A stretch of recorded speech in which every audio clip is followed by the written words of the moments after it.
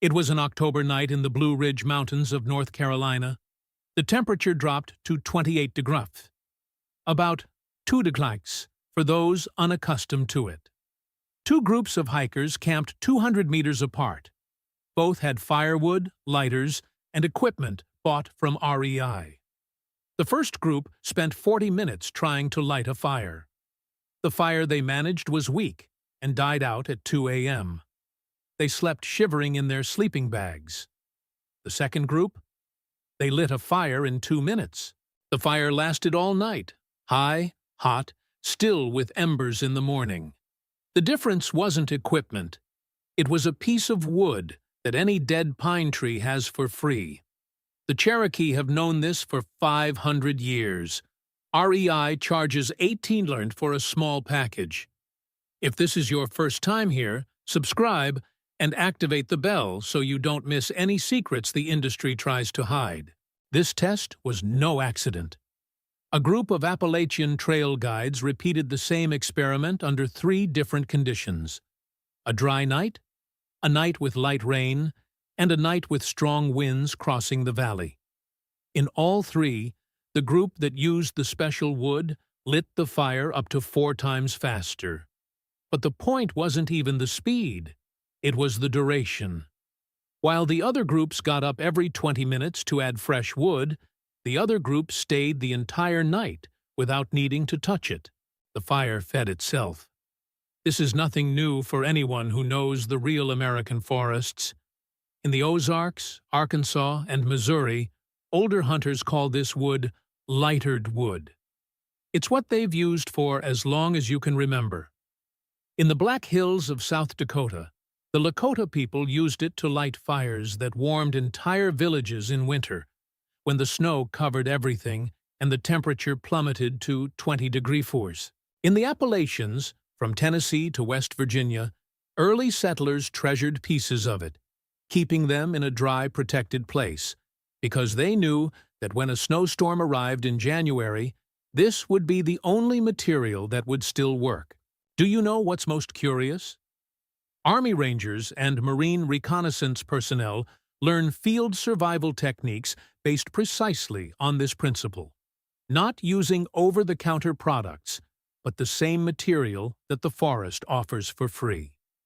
The difference between a functional night of camping and a night of hypothermia can be a single piece of this wood. And I'm not talking about just any old twig.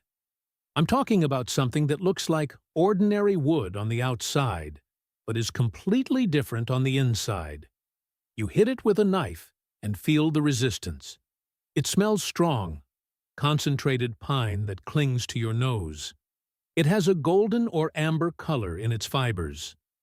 If you've ever walked past an old pine stump on a trail and stepped on it, you were probably already standing on this material without knowing it. The name is fatwood, or, as the old Southern hunters call it, fat lightered, thick pine wood. It seems crazy that a piece of dead wood would burn so differently from the rest, but science explains it in seconds. When a pine tree is cut, a storm rips off a branch, an insect bores into the trunk, any damage, the tree begins to pump resin to that area. It's its defense system. The resin seals the wound and kills invading fungi. But when the tree dies, it stops pumping.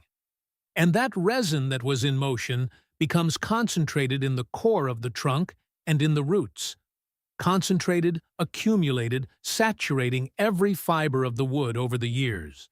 This process creates what chemists call terpene-impregnated wood, specifically alpha-pinene and abietic acid. Both are highly flammable hydrocarbons. And think of it this way: gasoline is a hydrocarbon. Fatwood has a natural, solid, stabilized version, one that doesn't evaporate, rot, absorb moisture, and lasts for decades without losing any of its burning power. It's as if the tree left a reservoir of fuel inside itself before it died. Forestry researchers have measured that a piece of fatwood can contain between 20% and 80% resin by weight. Common wood has less than 1%. This explains why it ignites with a single spark from a rod iron, burns with a high and intense flame and continues burning even when wet. Water simply cannot penetrate the resin-saturated fibers. The Cherokee people of Tennessee used fat wood not only for campfires. They used it as a torch. A lit piece could last for hours while walking through the forest at night. And today, in 2025, REI sells boxes of fatwood fire starters for $15 to $18, the same material that the forests of Georgia, Tennessee, and North Carolina have for free. So how do you find and use fatwood? Simple. But there's one detail that most people get wrong, and that's precisely what separates a good campfire from one that just keeps dying. What you need: a dead pine stump, dead for at least 2 years, a sturdy knife or small hatchet, a bandana or piece of canvas to collect the wood chips. Optional: iron rod. Total cost: $0. You can find it in nature. Step 1. Find the right stump. Looking for dead pine stumps. In the southern states, longleaf pine and loblolly pine are the best. Georgia, North Carolina, Alabama, Mississippi. In the Rocky Mountains, ponderosa pine and lodgepole pine in Colorado, Wyoming, and Montana. In the Appalachians, white pine. The stump must be dead and dry, but not completely rotten. Tap it with your fist. A solid sound, not hollow and soft. The most reliable indicator? Smell. Put your nose close. Strong, concentrated pine smell? You found it. No smell? Pass it on. Step 2. Identify the core cut or break off a corner of the stump. The fat wood is in the center and at the roots. You can clearly see the difference. Normal wood is gray and fibrous. Fat wood is golden, amber, almost orange. It's heavier, denser. Sometimes it has visible resin in small bubbles or dark lines in the fibers. Step 3.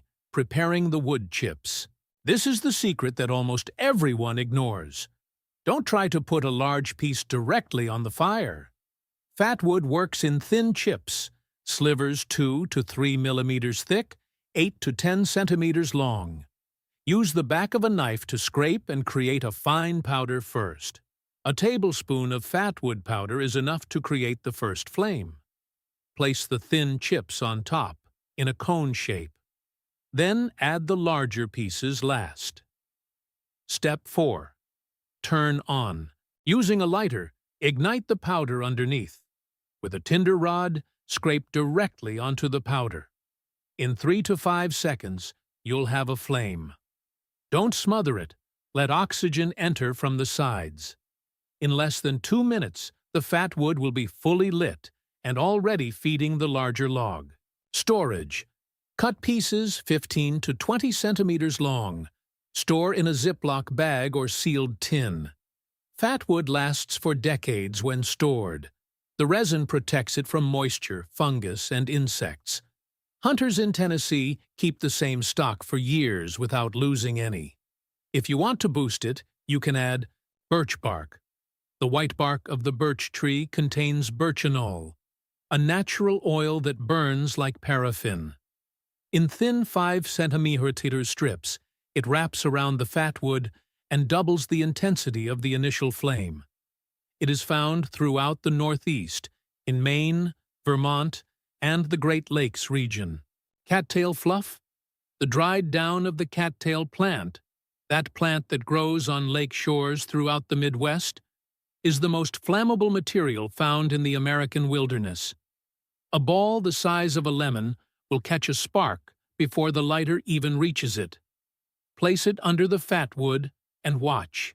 Dry pine cones. Those from ponderosa or lodgepole pine have resin between the scales. Dry, it burns for 8 to 12 minutes. 2 or 3 around the fat wood, and you have a solid base before placing the thick firewood. Why don't stores teach this? REI sells paraffin wax fire starters for $12 for a pack of 8. Base Pro sells chemical ignition blocks for $14. Walmart sells solid alcohol cubes for $8. You'll spend between $30 and $50 a year just on fire starters based on what they sell. Multiplying that by all the campers in the U.S., that's a market worth hundreds of millions of dollars a year. It's in no one's interest to teach you that a dead pine stump behind your campsite solves the same problem, for free. In practice, use 3 to 5 pieces of fat wood plus a spoonful of shaved powder. It works best on cold, dry nights, but it's precisely on humid, windy days that fat wood shines. When other fire starters fail, it burns. Most common mistake: placing thick pieces directly without preparing the powder and fine shavings. Fat wood needs exposed surface to release the resin gas. The more surface area, the faster the flame rises. Think about your next outing. It could be Shenandoah National Park in Virginia, the Great Smoky Mountains in Tennessee, Boundary Waters in Minnesota, or Root National Forest in Colorado. While the guy next to you spends $15 at REI on a little pack that will last a weekend, you arrive at the campsite, look around, find the right log in 5 minutes, scrape the wood chips into your jacket pocket, and light it in 2 minutes. The campfire will be tall. It will be hot. It will last for hours without you having to get up to feed it. And when the temperature drops and the wind picks up, just when weak campfires die out, yours will be stronger than before. Your friends will ask how you did it. You decide whether to tell them. Every time you use a technique that the Cherokee of Tennessee learned 500 years ago, that the old hunters of the Ozarks still teach their grandchildren, that the guides of the Appalachian Trail use when everything goes wrong, you're connecting with something that the market can't package. There's no QR code for that. There are no assembly instructions. It's knowledge that stays with you. The industry will continue selling those $15 packets. They'll continue to be bought by people who don't know there's an alternative. But now you know. Subscribe to the channel and turn on notifications so you don't miss the next video.